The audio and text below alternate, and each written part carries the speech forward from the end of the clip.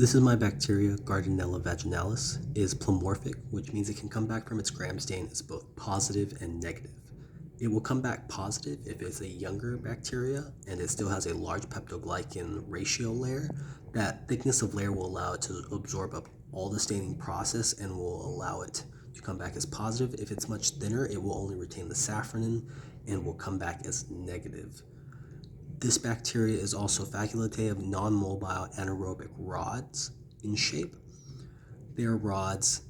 They don't enjoy any oxygen and they won't grow best in oxygen-rich areas, but since it is a facultative bacteria as well, it will still grow if there's oxygen. It just does not prefer it and it's not the best environment for it. Oftentimes, it will actually make a biofilm. On to the right here, its virulence factor shows that it's a biofilm, which is something that is advantageous for it because it is able to immerse itself into a small cellular matrix miniature community or farm where it can live in a submucous layer. This allows it to not have a lot of oxygen and grow in large ratio. Also, it won't have to deal with so much competition, and inside there it can freely grow and then keep spreading. Another virulence factor is a higher adherence to epithelial cell. While it is a non-mobile bacteria, it does have these things called fimbriae.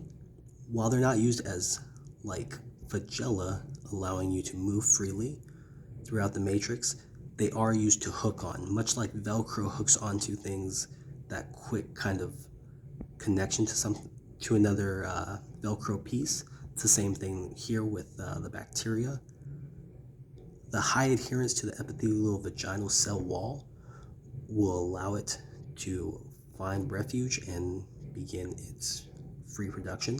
The location is mainly in the vaginal flora, which is often viewed in there, but it will be at very low levels. Here to the right, we have a picture of the disease that actually is caused by G.Vaginalis, and it's the disease bacterial vaginosis, BV. Bacterial vaginosis is when there's a large offset of Gardnerella vaginalis.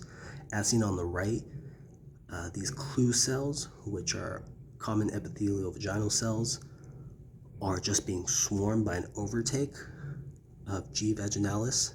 Symptoms are often gray discharge, itching, burning during urination, and inflammation. Common prescription methods will be metronidazole, and it commonly comes in like a gel or cream. It is a disease that is non-lethal. It's very common in middle-aged women.